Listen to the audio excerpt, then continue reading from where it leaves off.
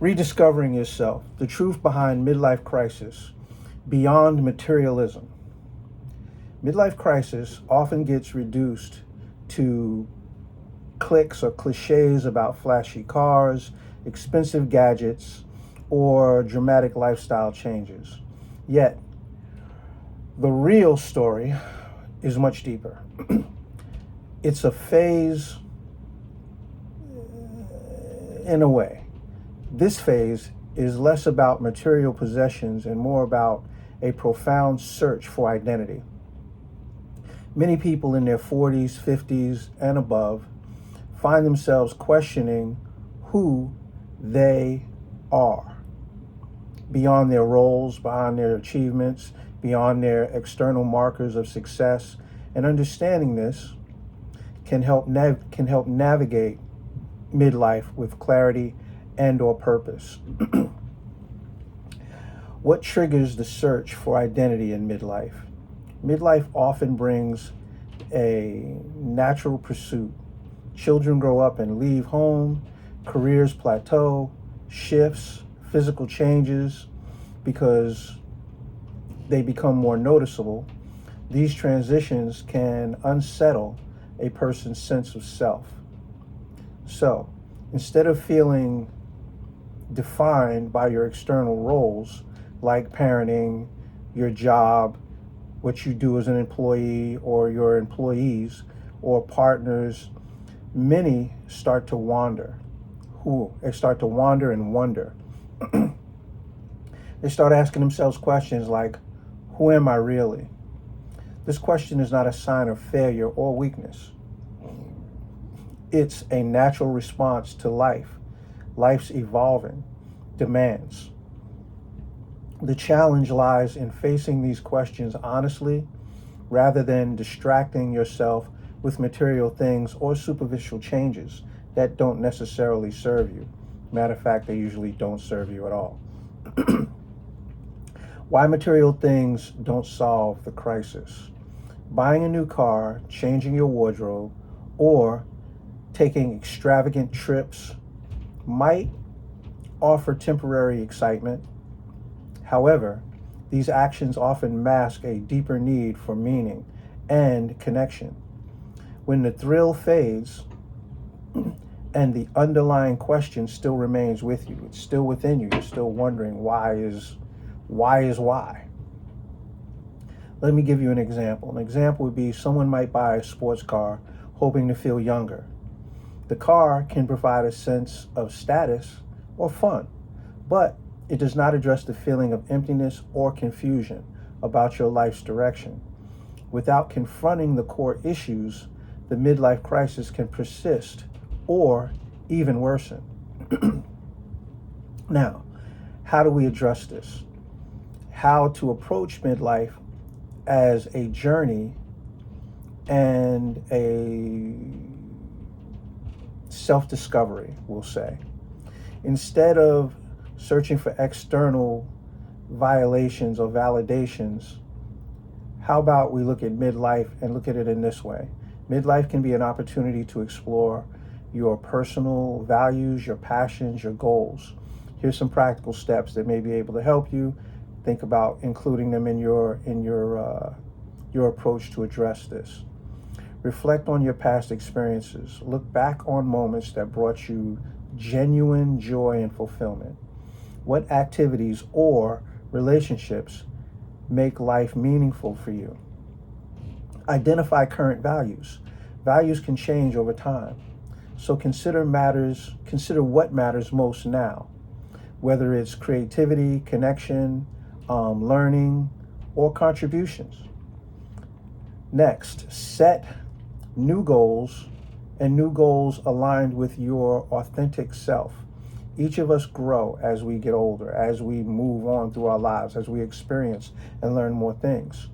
So this might be setting goals that might involve volunteering. It might involve career changing. It might involve hobbies or community involvements that resonate with you and your true interests. These are things that can help you. Another thing, seek support. Talk with trusted friends, mentors, counselors. These things can provide perspective and or encouragement during these transitions. Next is practice mindfulness and self-passion. Accept uncertainty and being kind to yourself. This can ease the discomfort of change as you go through your life.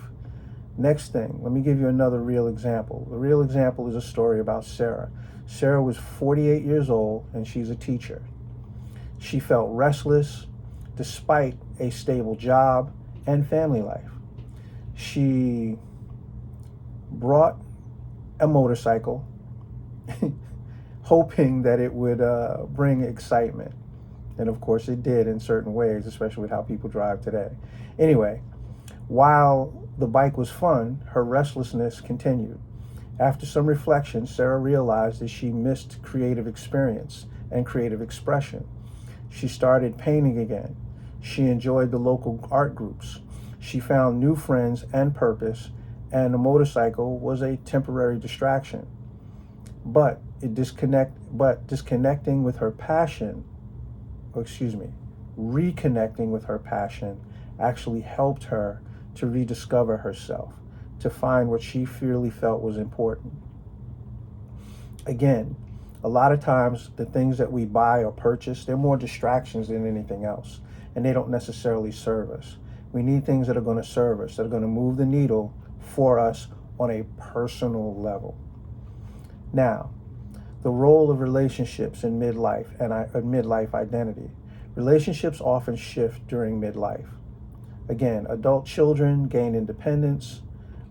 Friendships either evolve or dissipate.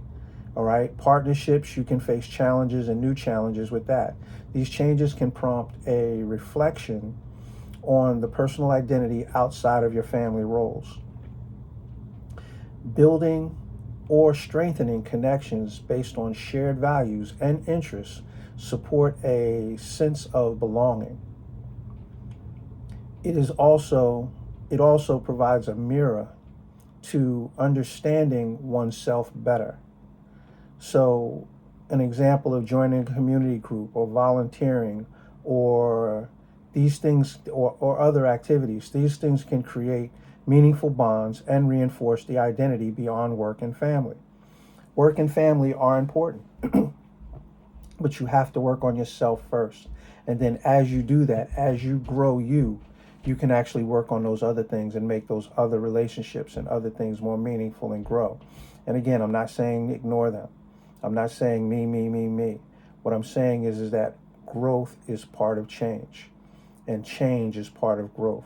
So embracing change as a part of growth is something that's going to help you. Midlife is not a crisis to fear, but it's a phase to embrace. And it offers a change to shed outdated self-images and rebuild more realistic life. Change can be uncomfortable, but change can also open the doors to new opportunities and new possibilities. So look beyond the identity that you presently have and start looking on things that are going to give you clarity, direction, and be resilient as you go forward in your goal, your wish to become a better person, a stronger person, more loving, more family oriented, more focused on the things that actually matter and not the superficial things that don't. So what I'd like to do is encourage you to live an intentional life. Live a life that matters. Live a life that's meaningful to you. And be happy. Find ways to be happy.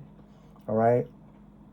Every day above ground is a good day, and it's also another chance for you to figure out whatever it is that's not right in your life and start making the corrections, the little small corrections that you need to make to get you to where you want to go. Again, it all starts with that first step, and you can do it. Anyway, this is Mr. Z Inspires. I hope that this was something that helped you. If you like this, please like, share, and follow.